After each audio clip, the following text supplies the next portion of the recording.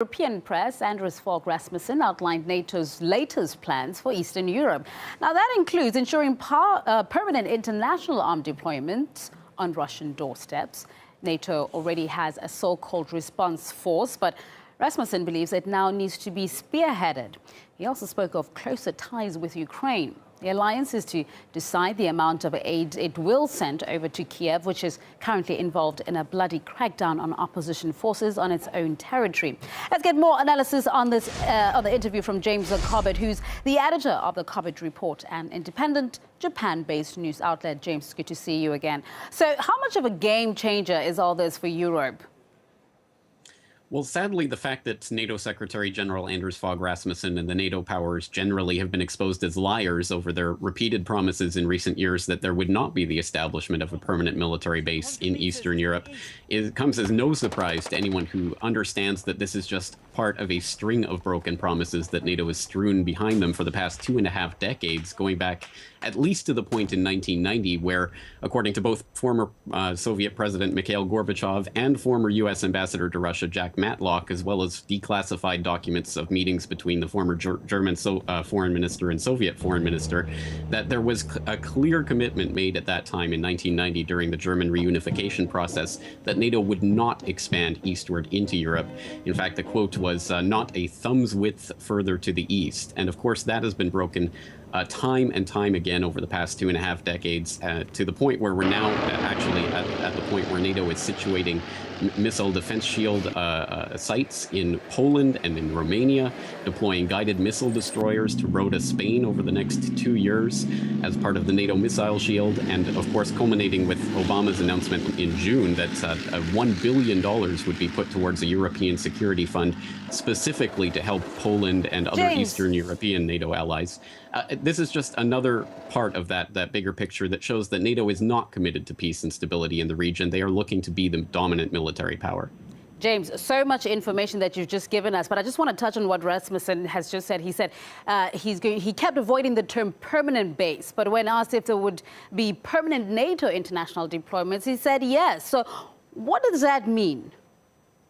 Well, it means whatever they want it to mean at this point. I think this is still the mealy-mouthed diplomatic language that is used so that whatever eventuates from this, they get to say that it was part of the plan all along.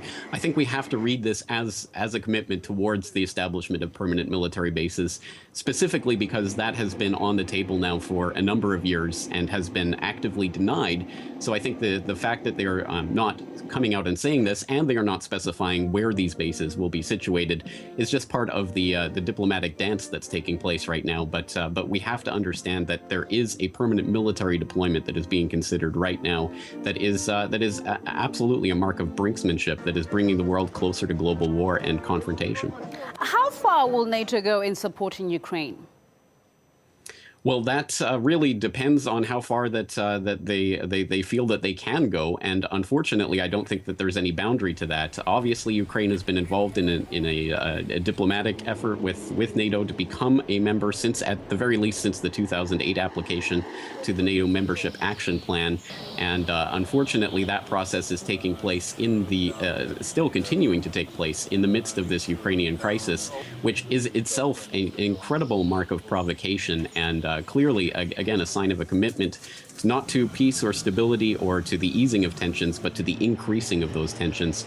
And unfortunately, Poland also holds the card of being able to invoke Article 5 of the North Atlantic Treaty, the founding document of NATO, which allows any member that feels itself to be under attack to call on the collective self-defense of NATO as a whole, which of course would allow NATO to really react and interact with Ukraine in any way that they feel would be justified in that scenario. So that's, again, I think the single greatest threat to peace on the planet at this moment.